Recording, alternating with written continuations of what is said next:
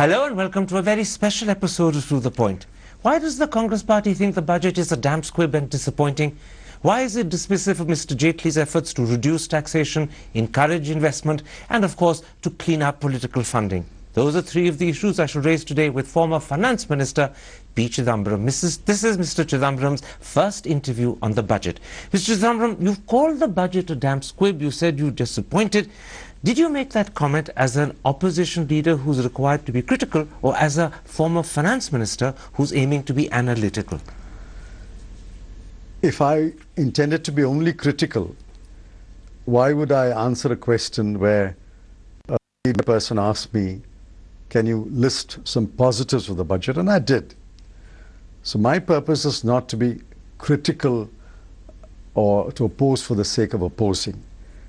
I had done a thorough analysis within the limited time available to me, and I had come to the conclusion that this budget was not advancing the economic objectives of the country, or the economic objectives of the country should have at this moment. I want very much to take up the 10 critical points you made against the budget in your critique. But first, let me put two questions to you.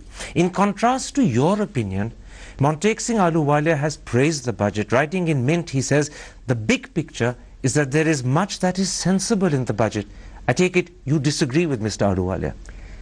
I have not read the article, but in every budget, if you write 37 pages, 184 paragraphs, there will be something which is sensible. In other words, something sensible is not enough to be praiseworthy, because in 37 pages, there's bound to be something sensible. Yes, because you have to measure what was delivered against objectives that you must set for yourself. One more question before I come to your detailed critique. Now, this budget is based upon the advance estimates of the CSO, but this year, unlike previous years, those advance estimates are only accurate up till October, not for the first 3 quarters of the year. Secondly, that means they haven't taken on board the impact of demonetization on the economy. So how reliable are the figures in the budget? I think that is a deliberate obfuscation. They had only data which is 1 month less than data available to any finance minister. If you present the budget on the 28th of February, you had data up to say about the 15th of February. If you present the budget on the 1st of February, your data up to the 15th of January. So I think the absence of data for 1 month compared to previous years does not mean they should not make a reasonable estimate of what the year end will look like. For example, look at their projection of revenues, corporation tax, budget estimate for 2016-17, and the revised estimate are the exact same number to the last digit. Income tax, budget estimate, revised estimate, exact same number to the last digit. Now, you're not willing to say whether you will collect 1 rupee more or 1 rupee less. I mean, that is, to me, amazing. This is laxity or irresponsibility or something worse? Obfuscation. Deliberate obfuscation. Yes. A government... I think they know enough to make a projection. They deliberately did not do that. That suggests that they're actually hiding something. Well, that we'll have to wait to see the actuals. I mean, the actuals could turn out to be very different. I can't say what they are hiding. They're perhaps hiding good news. They're perhaps hiding bad news. But deliberate obfuscation it is. Well, I use the phrase deliberate obfuscation. Let's then come to your 10-point critique of the budget. I want to take up some of the points you make, and I'll go through them one by one. You say, and I'm quoting you, you're speaking first about farmers, farm workers, manual laborers, the self-employed, artisans, and micro, small and medium business persons. Of them, you say, there is absolutely nothing in the budget for these sections. But Mr. Jaitley announced a 24% increase in allocation for agriculture and rural India, which amounts to a total of 1.87 lakh crore. And he said this is the biggest such increase. Are you dismissive of it? You see, these numbers are really not comparable. You'll have to tell me under which heads it has been increased. You can't look at a number like 24% and say it's an increase. This is a contractionary budget. In terms of total expenditure as a percentage of GDP, 2017-18% is less than 2016-17. I can't remember any recent year where the next year's budget spends or intends to spend as a percentage of GDP less than what you spent in the current year. Overall budget is contractionary. Therefore, unless you go headwise, major headwise, minor headwise, you can't come to any conclusion about allocations. So this specific claim of a 24% increase, which was made by Mr. Jaitley in his budget, but presumably compiling together a whole lot of different heads, is actually you're suggesting a form of sleight of hand. Well, there were other sleights of hand. For example, last year, what did they do? They shifted the interest payment on agricultural loans into agriculture. That should have been in the Department of Financial Services. And they could have done something similar this time I around. don't know. We'll have to look at it more closely. More closely, we have to look at the expenditure budget to look at it more closely. What about the specific things that he's done for agriculture? He's talked of a 10 lakh crore allocation for credit, which is the highest ever. It will always be the highest ever. I started it. Year after year, it will be a higher number. So every finance minister makes that claim. Every finance minister, including yours truly, made that claim. So there's for that year, it will be higher. So there's nothing impressive about the Last year claim. was 9 lakhs. This year is 10 lakhs. Next year will be 11.5 lakhs. But what about not just that 10 lakh allocation in the way of credit? There's coverage under crop insurance to be increased to 40%, denotify perishables from APMC. Shall we take crop insurance? I mean, what I'm saying is, taken together, along with a modern law for contract farming, increasing allocation for irrigation, higher funding for the National Rural Livelihood Mission, doesn't that together suggest he's actually done a lot for agriculture? No. I'll take crop insurance. We are asking, what are you providing for my son's marriage, my daughter's marriage, my son's education? He says, no, I'm providing for your funeral expenses. Crop insurance kicks in when the crop has failed. So enlarging coverage of crop insurance is good, but that's not boosting agriculture. And to present it as if it was is another sleight of hand. No, they've covered 30% of cropped area. Next year they want to cover 40%. Next year they want to cover 50%. But that will always be so. If you've already covered 30%, whatever you do will increase the coverage, isn't it? All right. Another area where you said the budget had done absolutely nothing was for small and medium business persons. Now, Mr. Jaitley has announced a cut in corporate tax from 30 to 25% for small and medium enterprises, whilst retaining intact their deductions. Surely that is a big fillip for these businessmen. Now, that's a completely false picture. The Bharatiya Mazdoor Sangh has criticized it. See, I've written my column, I've explained it. There are only 2,85,000 SMEs which are organized as companies. So all the small and medium enterprises which are either proprietorships or partnerships are left out. They are the vast number. Overwhelming majority are proprietorships and partnerships. A very small number qualify for this. And out of the 2,85,000 who pay taxes, the rest don't even pay taxes. If you're not paying taxes, a cut in income tax rate, if you're incurring losses, a cut in income tax rates means nothing. 2,85,000 is what qualifies.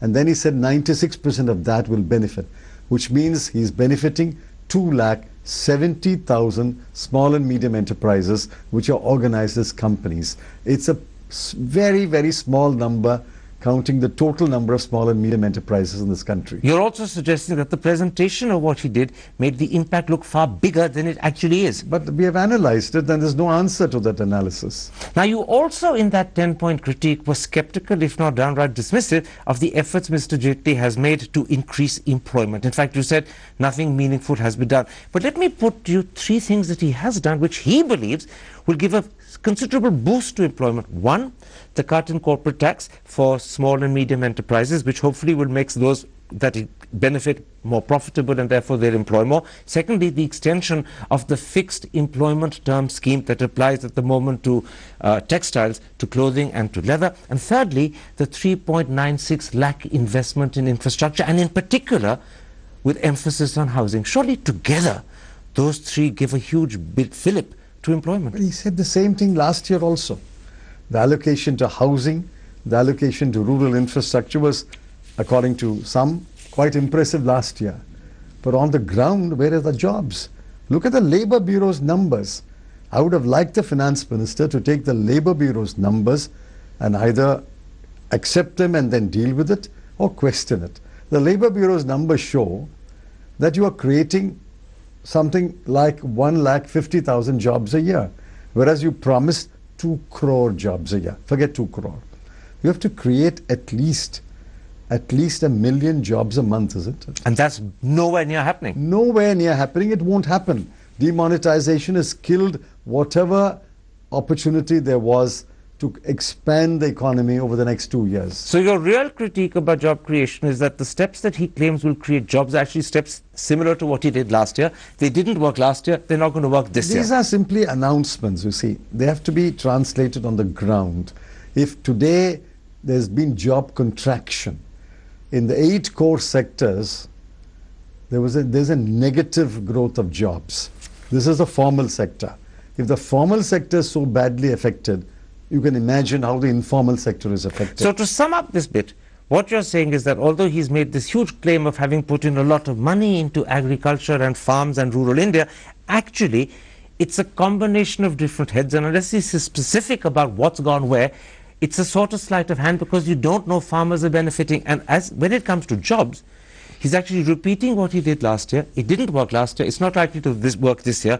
And therefore, both of those are claims that you do not accept as established and concrete, effective ways of tackling these issues. I had suggested an alternative in a pre-budget article. I said, listen, there is this project monitoring group. There are stalled projects where several thousand crores has already been sunk. Get them going. Now tell me, the last time we heard from the project monitoring group was when the earlier director, who then became Coal Secretary, now School Education Secretary, Anil Swarup, was heading the PMG. I have not heard from the PMG over the last 12 months. Stalled projects are stalled. I said pick up 50 stalled projects and decide to unblock them so that they can go into what we call commercial operation date. That would have given jobs. Now, on the issue of fiscal responsibility, which is another one of the points you were very critical, you say the government has discarded fiscal prudence. But the truth is Mr. Jaitley has reduced the 3.5% fiscal deficit to 3.2%. And this means that by 2018, he would have reduced the 4.6% you left by almost 1.5%. But you forget that in 2007-8, in my first stint in UPA, I had brought the fiscal deficit down to below 3%. And the promise was we will never exceed 3%. Then came the international financial crisis. My successor had to necessarily expand the spending. We burst the fiscal deficit ceiling. I was left with 5.7, and I had 2 budgets, a main budget and an interim budget. In those 2 years, I reduced it to 4.7, and I had given a Vijay Kelkar drafted roadmap where he should have brought to 3% in 2016-17. He took the escape clause in the first year. He's taken the escape clause in the third year.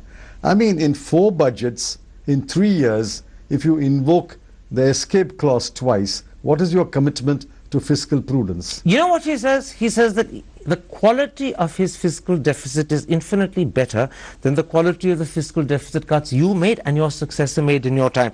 He points out that your fiscal deficit cuts were made on the basis of A, postponing repayments and refunds, secondly, not making payments, and thirdly, savage expenditure cuts.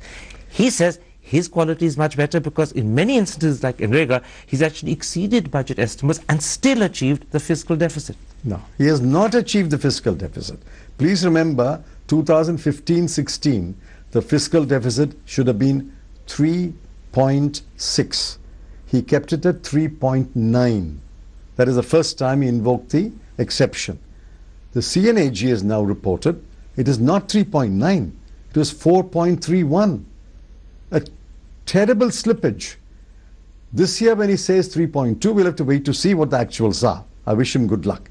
But the point is, thanks to NDA, we are 2 years behind the original target date for achieving 3%, number one. Number two, as I said, He has contracted the total expenditure of the government.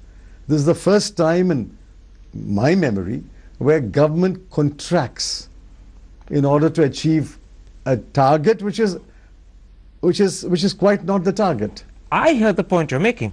And in your critique, you actually said that international analysts would not look kindly on this sort of fiscal disregard. But the truth is that people like William Foster, Vice President of Moody's, has praised his fiscal handling in the Indian Express, called Smartja in the Business Standard. But Moody's is unwilling to improve our rating, kept it just below the investment grade. And that's the test of the pudding. That is the test. He can make statements, but please ask Moody's to upgrade India. All right, let's come to something else. Again, I'm going back to that 10-point critique. You say, and I'm quoting you once again, there is absolutely nothing in the budget in terms of either new strategy or policy measures to revive private investment. And here, many people would agree with your criticism. So my question is, if you had been in Mr. Jaitley's shoes, what would you have done? Oh, I would have cut indirect taxes. That's the best way to boost aggregate demand. 9 out of 10 economists will tell you to do that. But could he do it with GST just around the corner? He should have done it. GST is not around the corner. GST is not coming anywhere before October 1. The budget was presented on February 1. Indirect tax cuts come into force immediately, unlike direct tax cuts. He had 8 full months to cut indirect taxes and see the effect of that on the economy. It would have boosted aggregate demand. It would have boosted sales, the top line would have improved. It would have allowed or encouraged people to make new investment, new capacity. The best instrument was to cut indirect taxes. He was dismissive of it. He has not cut any indirect tax, and that, I think, was a terrible mistake. And this is going to be something that will therefore retard or at least not allow private investment to happen. There will be no private investment today with such sluggish demand. There's so much slack in existing capacity. Why would anyone invest in creating new capacity? In which case, what then is your forecast for GDP growth this year? I'm not talking of next. 6.5. That's this yours. year. This year. This year, I think, is practically even the economic survey has said so. 6.5 to 6.75. It said it in a convoluted way. 0.25 to 0.5 deviation from the new normal. What is all that? 7.6 has become 6.5. But in contrast to the economic survey, and you're correct in saying the economic survey had put the GDP growth for this year between 6.5 and 6.75, but in contrast, Shaktikant Das, the Economic Affairs Secretary, in an interview to the Hindu on the 4th, that's well after the economic survey, said GDP growth this year will be upwards of 7%, and then he adds the northward trajectory will continue for next year and the year after. He's wrong. He won't be around to answer it next year or the year after. You mean because he retires in 3 months' time, He's he can wrong. safely make this claim? Yeah. He also said remonetization is complete. I've just come back from a 500-kilometer road journey in Tamil Nadu. Everywhere I go, they said the ATMs are either dysfunctional or they have no cash. So He should come with me. I'll take him along 300 kilometers to show him the ATMs. I'll come to demonetization in a moment's time. No, I'm only contrasting statements made by people sitting in Delhi and the reality on the ground. But coming back to GDP growth, in your 10-point critique of the budget, you said that even the economic survey, which puts it between 6.5 and 6.75 this year, was wrong. You said it will be worse. Yes. But you haven't put a figure to it. 6.5. You agree? No more than 6.5. This year, no more than 6.5. Yes. All right. Let's come to a point you make not in your 10-point critique, but in the preamble, because I think it's an important comment on the budget. You say the government has retreated from reforms. Yes. Why do you not accept the abolition of the FIPB as an important reform? FIPB abolition is not a reform. Already we have taken that to a point where 90% of all investments are in the automatic route. We started with 30 or 40. It's grown to 90%. When you've reached a point of 90%, whether the FIPB remains or is abolished is inconsequential, be that as it may. For the 5 or 10% that requires approval, you may abolish FIPB, you would have to still put in place somebody, some body or some person to grant approval. So that's not a reform. That's incremental change that happens over a period of time. So anyone who does regard it as a reform, and several leading industrialists claimed that it was an essential reform, if not critical to encouraging investment, you're saying are either exaggerating or they're saying this because they want to be kind to the finance minister. Well, you can put it whichever way, but it's not reform. What is the reform there? I mean, already 90% are on the automatic route. Let's then come to something that's attracted a lot of attention, and to be honest, it's got him a fair amount of praise, and that is the reform of political funding. Yes. Firstly, he's put a cap of just 2,000 rupees on the amount of donations you can receive in cash from any company or any individual. Is that reduction from 20,000 to 2,000, in your eyes, an effective reform? I complimented him on reducing from 20,000 to 2,000, but I pointed out that it will not put an end to cash donations, because all that the party has to do is to show 10 donors rather than one donor. In order to complement that reform, what he should have done is put a ceiling on the total amount of money that can be taken by cash. 2,000 per donation can be taken by cash, but overall, no political party should take in any given year cash donation of, say, more than 5 crore or 10 crore. He should have said something like that. As much as 5 crore, or is that just a figure you're bringing up? Just a figure. Unless you put that cap, all you've got to do is, instead of making one anonymous donation, you will make it as 10 anonymous donations. So in the absence of that cap, this will permit cash donations, it will permit a recycling of black money, and the entire purpose is defeated by the absence of the cap. Just more receipt books have to be printed. What about the second attempt that he's made, the second way of tackling political funding, which is to come up with these electoral bonds issued by the RBI, which will be sold only for payment in check or digitally, and secondly, they will be credited directly to the authorized accounts of the parties concerned, but the anonymity of the donor will be protected and preserved, which apparently many donors have insisted on. Do you think that is a well-handled scheme? It's no different from the electoral trust that we introduced. Instead of each business house creating an electoral trust, you are now creating a virtual public electoral trust to which corporates can contribute. Electoral trusts also can only be funded by check or by non-cash payment. So it's no different. I don't criticize it. It's a variation of the electoral trust, and let's see how it works. If it works well, I'm happy. So of the two measures he's taken with regard to political funding, the first, reducing the cap, is actually going to be ineffective because people will find a way around it. I think so. I'm afraid it'll turn out so. And the second you're saying is no different to the electoral trust It's a variation. It's an improvement perhaps, or it's another way of funding through an electoral trust. It's a public electoral trust. That's all. Let me then come to demonetization. Yes. Now, in that budget speech, Mr. Jaitley disclosed that 4 lakh crore had been deposited in 148,000 accounts, in deposits the minimum of which in size is 80 lakhs, but the average is 3.31 crore. That clearly is black money. And doesn't I don't know. Depends on who deposited. Do people keep as much as 80 lakhs in their homes or their companies? Because 80 lakhs is a huge amount of money to keep in cash. Well, it has to be black money. I think you should ask this question to Mr. Jaitley. According to returns filed by him before Parliament, he has kept a huge amount of cash, perfectly legitimate. But I don't know who's keeping this cash, but if somebody keeps this cash, it's reflected in his income tax return, shown as cash at hand, and if he puts it in the bank, there's nothing wrong with that. But I don't know. Let me quote to you T.N. Nainan writing in the Business Standard on the 4th. It is all but certain that this represents cash stashed away or cash used in black money transactions. Either way, he says, this is black money unearthed by Notebandi.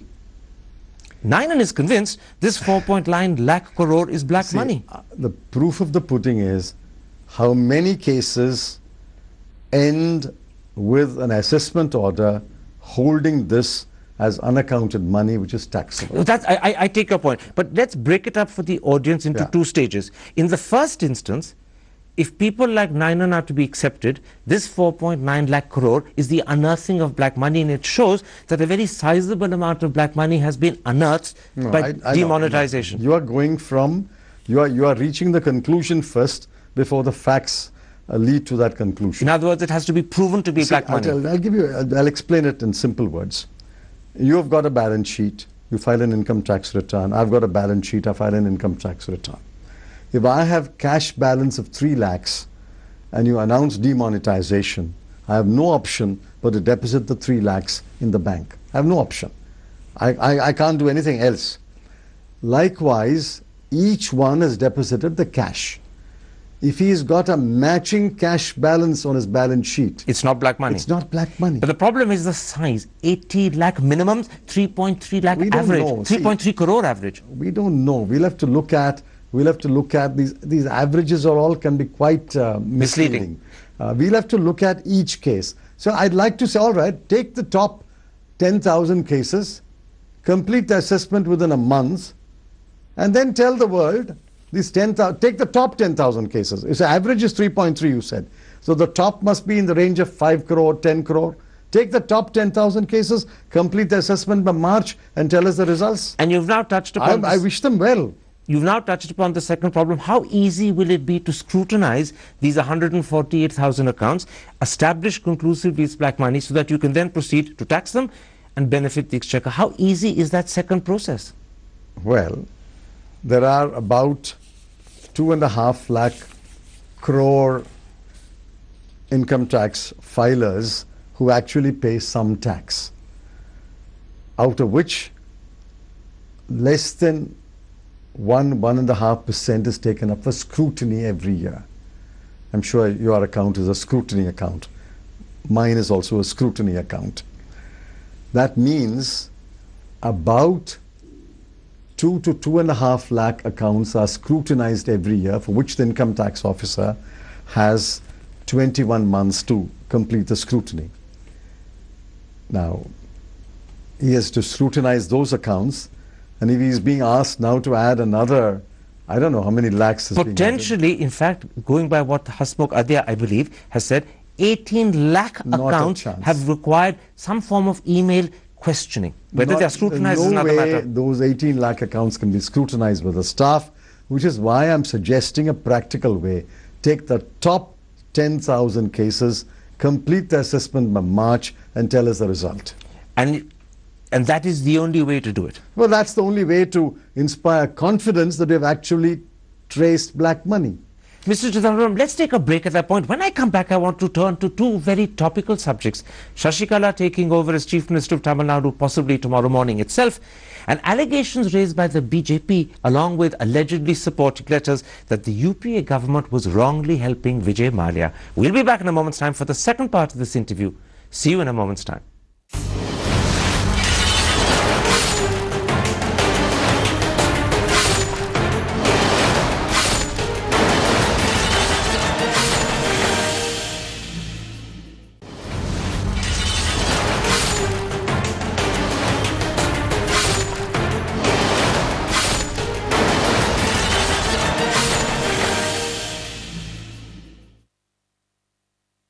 Welcome back to a special episode of To The Point. My guest is P Chidambaram, the former finance minister. In part one, we talked about the budget and demonetization. We turn now to two topical developments.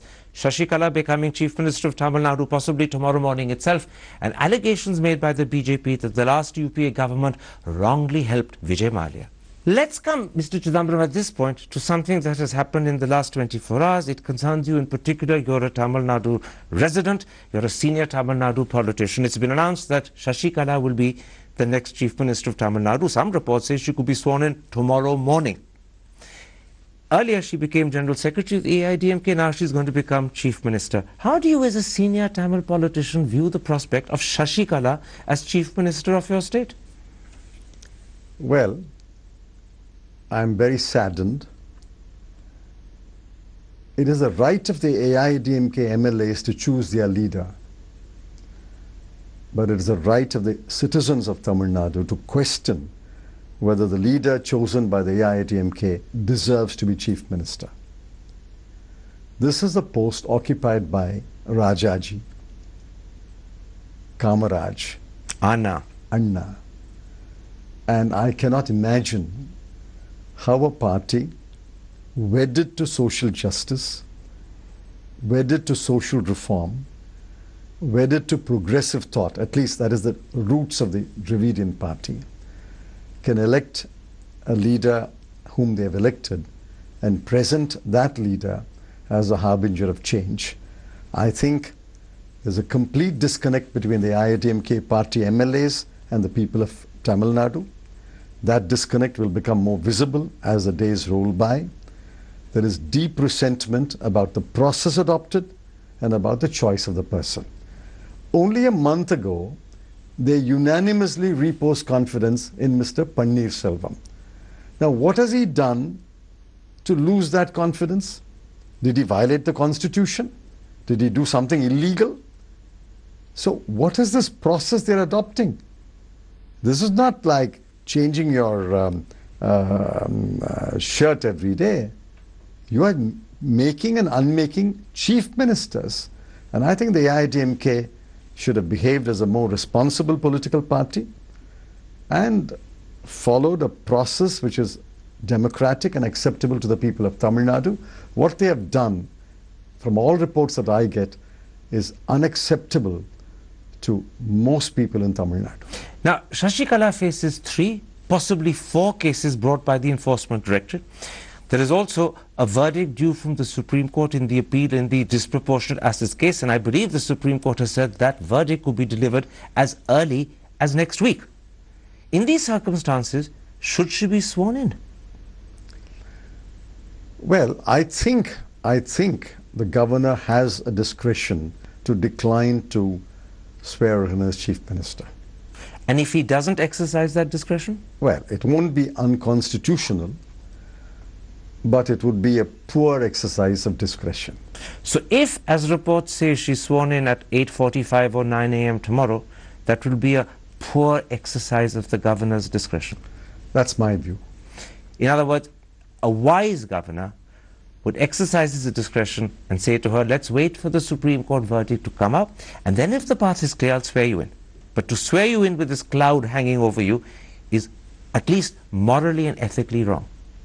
Well, I think the governor has a discretion to tell her that under the present circumstances, it'll be difficult for me to swear you in. And if he doesn't exercise that discretion, would you also be concerned about the quality of his judgment as governor? We'll wait and see. Why should I comment on a governor before he does anything? Does Shashikala have the administrative experience to be Chief Minister of Tamil Nadu, not only one of India's largest states, but one of India's economically most successful states? Well, I don't know her. I've never met her. I don't think there is any evidence of her administrative ability. The AIADMK MLAs have chosen her, and it's their right. Equally, it is my right, like the right of every other Tamil, to question the wisdom of the choice. Let me put this to you, I'm playing devil's advocate. When Sonia Gandhi first became president of the Congress party, Jyoti Basu famously dismissed her as a mere housewife. She turned out to be one of the most successful presidents of the Congress party, and certainly the longest serving. Is it possible the same could turn out to be true of Shashikala, that we're being dismissive of her, but she could prove to be a superb I'm not chief minister? dismissive of anyone. We are talking not about the general secretary or president of a party. We are talking about the chief minister of a state. Which is the difference between Sonia as Congress president? She accepted the responsibility of steering the party, but when another responsibility was offered to her, she declined. If Not in 99 when she actually wanted the job, but Mulayam Singh didn't support her. Speculation. This is speculation. She did not accept the offer of Prime Minister when that was available to her, and it was widely known that she could have been sworn in the next day after the CPP meeting. She declined. That will remain to her eternal credit. Here it seems as if Shashikala has engineered things in such a way to be offered the prize, which she's then gladly accepted. That's how it looks to people. Those are your words. I'm not concerned about how they took the decision. I'm concerned about the decision taken, I don't think the people of Tamil Nadu will accept this with equanimity. Now, all afternoon today, there was a press conference held by Apollo Hospital with Richard Beale, the British doctor who attended upon Jayalalitha, present and answering questions. Is the timing of that press conference, just hours before supposedly Jayalalitha is sworn in as Chief Minister, suspicious? I don't know what he said. I didn't listen to that. But he went out of his way to assure people that, in fact, the very best of treatment possible was given. There was I have no no question doubt of about conspiracy. that. I know Apollo hospitals. 77 days, they did do their best, but the late Chief Minister had multiple problems. And I think despite the best treatment, she passed away, unfortunately. Richard Beale made it clear at the press conference in no uncertain terms that the press conference was happening at the government's behest. It was happening now because the government had facilitated it. He was there because he had been asked to come. He said that in so many words. Does that suggest that this was deliberately held today to clear the way for Shashikala in some way? Well, if they wanted to clear a cloud, nothing wrong with that. Because I never believed that there was a cloud of suspicion over Ms. Jayalalitha. That was just rumor and possibly scandal mongering. It's a speculation. One last question on Shashikala. Do you believe Jayalalitha would have wanted Shashikala to succeed as Chief Minister, or would she be disheartened and dismayed? I don't know. She had, according to medical bulletins, on several of those 77 days, the late Chief Minister was perfectly normal, and she was she had even dictated a speech to be delivered at a Chief Minister's conference. She had given instructions to the officers. So if she wanted to anoint a successor, she could have done it. But she had the time and she had the ability, well, so it seems. From what the medical bulletins, I'm going by the medical bulletins. And if she didn't anoint a successor, then one can question whether she would have wanted this successor. No, it could be that she didn't anticipate that she would pass away. So it's quite possible. Like many people don't leave wills. Why? Because they don't anticipate that they will pass away. Finally, Mr. Chidambaram, a couple of days ago, the BJP held a press conference. Sambit Patra, their spokesperson, flashed letters where allegedly Vijay Mallya had written to the UPA government asking for favor, asking for support on his problems with various banks. And that support was given. Many people said that, did the UPA act wrongly in helping a man in Vijay Mallya's position? You see, neither the Prime Minister nor I dealt with any letters. Firstly, the letter to me was not concerning Kingfisher. It concerned USL. Which is why I'm not raising that letter. Yeah. As you pointed out, that was to do with equity, Yes, not loans. not loan. I'm talking about the letters to Dr. Manmohan Singh asking for help regarding loans. The Prime Minister of India is not a clerk. The Prime Minister of India is Prime Minister. Hundreds of letters land on his table. These letters are marked to various officers, various departments. Now it is for them to take what is appropriate action. If any one of them has acted inappropriately or illegally, of course it should be investigated. But to say that the letter was addressed to the Prime Minister, therefore it must be that the Prime Minister has taken an action, betrays a complete lack of ignorance of how the Prime Minister's office functions. I understand your argument perfectly well, but in this instance, as Sambit Patra pointed out, Mr. Kuti, the Prime Minister's Principal Secretary, probably the most senior officer in the Prime Minister's office, actually personally intervened, secured the measure of help that Vijay Mallya wanted. No such allegations. Because Vijay Mallya keeps saying he's relieved and pleased. So Please presumably the work had been done. All that it says is, the Prime Minister's Principal Secretary was very helpful. He then passed it on or spoke to various departments. Now we don't know. But when the Prime Minister's Principal Secretary speaks to departments, people think he's acting on the PM's behest and the work gets done. We don't know whether the work was done. Vijay Mallya says he's pleased and relieved. No, he doesn't say. He's pleased and relieved that the letters were acted upon. We don't know whether the work was done. What work was done? Did anyone do anything illegal? Nothing is known. The loans were given in 2009. Please understand that. The loan that are under investigation was given in 2009. It so happened that I was not in the finance ministry then, so I can't comment on that. The question, I suppose, that arouses suspicion is a very simple one. Should someone as senior as the Prime Minister's Principal Secretary, Mr. Kuti, have been intervening personally? If it had been done at a lower level, it would have been ordinary, as Dr. Manmohan Singh said. Why at that level? You are using loaded words. The Prime Minister's, the correspondence that comes to the Prime Minister is not dealt with by a lower division clerk. The correspondence is indeed dealt with by the Principal Secretary and the Secretary. But the Principal Secretary makes the phone calls himself? No, we don't know that. The Principal Secretary then speaks to whoever has to be spoken to take action. It's quite possible the Principal Secretary sent the letter to the Banking Secretary. It's quite possible he sent it to the Industry Secretary. All that the letter says is the Principal Secretary took some action, and I'm very happy. We don't know what action he took, number one. Number two, we don't know whether he did anything illegal. I don't believe he did anything illegal. And there's no problem with the Principal Secretary taking action himself? Who else will do it? The Prime Minister can't deal with all those letters. Not even a junior minister can deal with all the letters that land on our tables. So the fact that the Principal Secretary has to act on a letter to the PM is understandable and natural, not suspicious and out of order. It's true of every government. In fact, you please ask the present Principal Secretary how many letters come to his table and how does he dispose them off. In fact, if they tell me no letters are received by the Prime Minister's office, that will be a very poor reflection of this government. So the suspicion in people's eyes that because Mr. Kuti acted, therefore the matter was improperly handled because it was handled at too high a level, that suspicion is mistaken. Now, you create this kind of a cloud, a miasma, and throw words here and there. This is the way government functions. If suppose letters came to me, I mean, I don't read all those letters. It's not humanly possible. Who will mark those letters? My PS will mark the letters to various divisions. Only a few of them will be brought to my notice.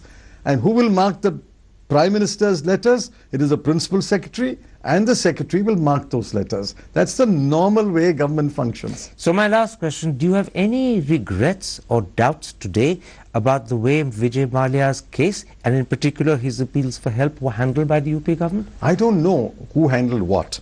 All I know is that when I returned to the Finance Ministry, we had the loans that his dues to the tax departments were mounting. I think we attached his aircraft, the excise department and service department attached some of his properties, and he did come and protest or complain or whatever to various officers. But we said, listen, unless you show your bona fides by paying some amount, these attachments cannot be lifted. That's the only interaction I had with him in the last 2 years of my tenure in the Finance Ministry. But I really don't know how these loans were handled in 2009. Let me tell you, I've said this before, if there was something illegal about the way the loans were handled, it must be investigated. But don't immediately lay it at the door of the Prime Minister of India. In other words, investigate it, but don't at this moment point fingers as if you are convinced you know that someone's done something wrong. That, if it has happened, will emerge from investigation. At whatever level, at the bank level, at the branch level, if you investigate. If there's something wrong, you will find, you take action. UPA would have no problem with a thorough investigation. In fact, we started the cases against Mr. Mallya. We did the first attachments. We issued the first notices. And this government let him go right under its nose. Why so your position is investigate thoroughly. Yes, we would be happy for you to do so, but please do not point fingers before you have any proof to do so. That is wrong. Don't drag the Prime Minister's office into everything. We don't do that today. All right, Mr. Chidambaram, a pleasure speaking to you. Thank you.